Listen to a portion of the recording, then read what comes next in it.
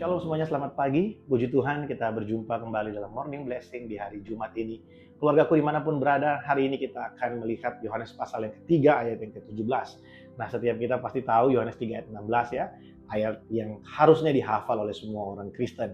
Karena begitu besar kasih Allah akan dunia ini, sehingga ia mengaruniakan anaknya yang tunggal, supaya setiap orang yang percaya kepadanya tidak binasa, melainkan beroleh hidup yang kekal.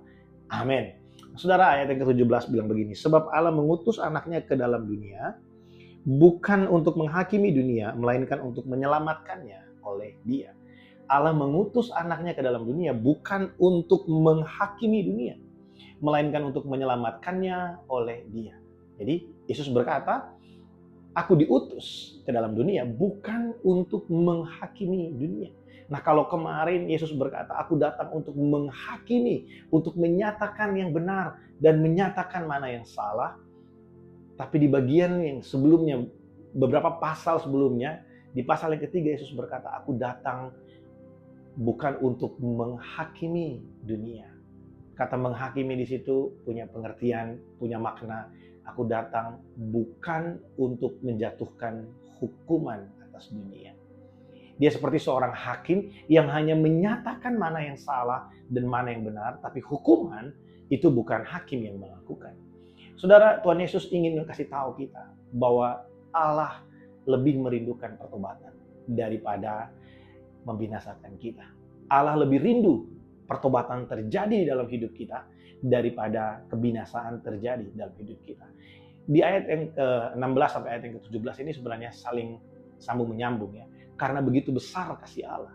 Sebab Allah mengutus anaknya bukan untuk menghakimi, bukan untuk menjatuhkan hukuman, bukan untuk melaksanakan hukuman, tapi untuk menyelamatkan dunia. Yesus datang ke dalam dunia. Ya, kita tahu bahwa dia akan datang kembali sebagai hakim yang agung. Dan pada saat itu hukuman baru akan dilakukan. Saudara, kita percaya bahwa setiap kita orang yang sudah menyerahkan hidupnya, yang sudah menerima dia sebagai Tuhan dan Juru Selamat, sebagai Raja di dalam kehidupan kita, kita memperoleh keselamatan di dalam Yesus. Dia datang ke dalam dunia 2000 tahun yang lalu, bukan untuk menjatuhkan hukuman, bukan untuk membuat kita menjadi binasa, tapi untuk menyelamatkan manusia. Kita coba renungkan, kalau dia datang pada saat itu untuk membinasakan orang berdosa, maka sepertinya kita tidak ada hari ini. Kita tidak akan mungkin ada. Ya, karena Yesus datang dan dia langsung menjatuhkan hukuman dan langsung mengeksekusi, kita semua nggak ada hari ini. Tapi kita bersyukur karena dia datang bukan untuk menjatuhkan hukuman, melaksanakan hukuman, bukan untuk menghakimi dunia, tapi dia datang untuk menyelamatkan dunia. Sehingga hari ini kita boleh ada. Hari ini kita masih boleh menikmati apa yang disebut dengan kesabaran Tuhan. Kita masih menikmati yang namanya belas kasihan Tuhan. Ada berapa banyak dari kita yang bersyukur bahwa Tuhan kita adalah Tuhan yang berbelas kasihan. Tahukah saudara tuh, tanpa belas kasihan Tuhan hari ini kita nggak ada. Karena Tuhan berbelas kasihan atas hidup kita. Karena dia datang ke dalam dunia ini bukan untuk menghukum. Dia datang untuk menyelamatkan. Yesus lahir 2000 tahun yang lalu untuk menyelamatkan kita. Dan hari ini kita yang hidup di zaman ini, setelah kedatangannya yang pertama, kita hidup dalam kesabaran Tuhan. Kita hidup dalam belas kasihan Tuhan. Nah, saya berdoa supaya hari Kamis dan hari Jumat ini kita mengerti Injil dari dua hal yang sepertinya kontradiksi, tapi sebenarnya menjelaskan satu hal bagi kita, bahwa Allah sungguh-sungguh mengasihi kita. Hari ini kalau kita merasa kita cukup baik, mari coba introspeksi diri. Mari coba lihat diri kita. Saya mungkin sering sekali berbicara tentang ini. Setiap kali saya dendam dengan orang lain, atau benci atau marah dengan orang lain, saya selalu melihat diri saya. Apakah saya lebih baik dari orang lain? Itu adalah cara yang paling baik untuk kita bisa memiliki kerendahan hati. Kita tidak mudah menyimpan kesalahan orang lain.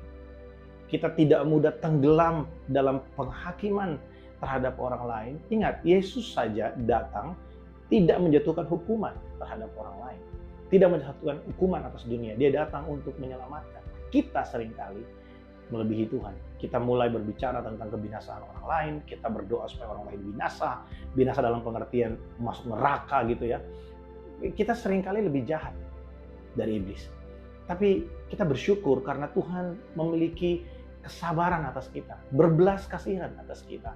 Saudara, mari kita lihat kehidupan kita. Karena kita sudah mengalami, sudah melewati masa Yesus datang 2000 tahun yang lalu. Dan hari ini kita akan merayakan hari kelahirannya.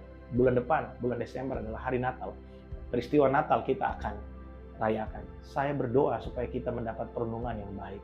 Yesus datang supaya setiap kita hari ini yang mengakui dengan sungguh, dengan jujur, aku buta Tuhan, aku tidak mampu berjalan tanpa Engkau. Kita memperoleh pertolongan. Dan kita yang hari ini merasa bahwa kita dihakimi, sepertinya dunia menolak kita, dengar baik, ada kasih Allah yang sempurna, kasih Allah yang sejati, yang selalu tersedia bagi saya dan saudara. Biarlah di sepanjang bulan ini kita sudah sama-sama belajar bagaimana Allah itu baik.